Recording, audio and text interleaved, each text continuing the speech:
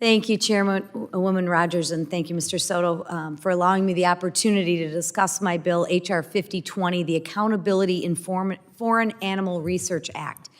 The AFAR Act is a bipartisan, bicameral, and I thank my colleagues, Rep. Don Davis and Senator Joni Ernst, for being great partners on this. The bill is really simple.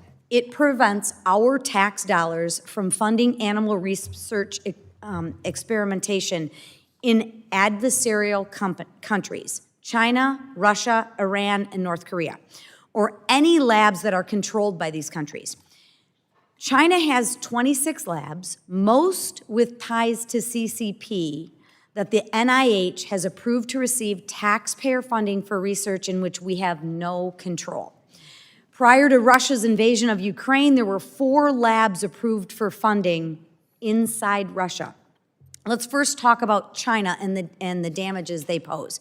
I strongly believe, and others such as the FBI and Department of Energy and scientific experts increasingly agree, that COVID-19 virus originated in the Wuhan Institute of Virology and was likely caused by NIH-funded gain-of-function research. This lab was completely unaccountable for the dangerous research they conducted, which was prohibited under U.S. policy at the time.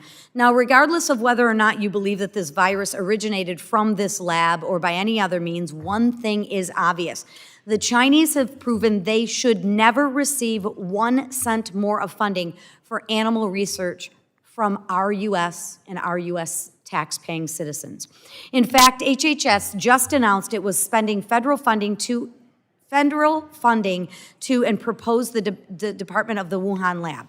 However, records show that as recent as last year, the NIH lobbied against efforts to cut off funding for the Wuhan lab. And millions of U.S. tax dollars are still being sent to other Chinese labs. Look at what Russia did with their funding. One experiment, 18 healthy cats had portions of their brains removed with electrodes implanted in their spines. The cats were then subsequently forced to walk on treadmills for spinal cord experiments.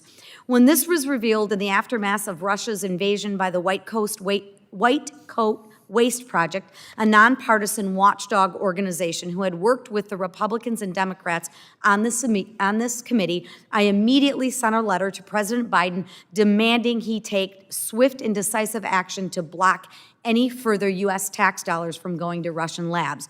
Funding to these 4 labs has since been banned.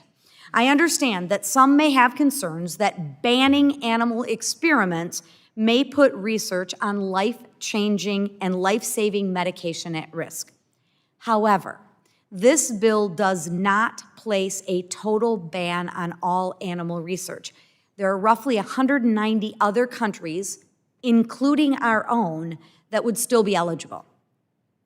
Can't we all agree that these 4 countries, in particular, should not receive taxpayer funding? These 4 countries have been singled out in numerous statutes as countries of concern. Language similar to this was included in the FY23 appropriation bills.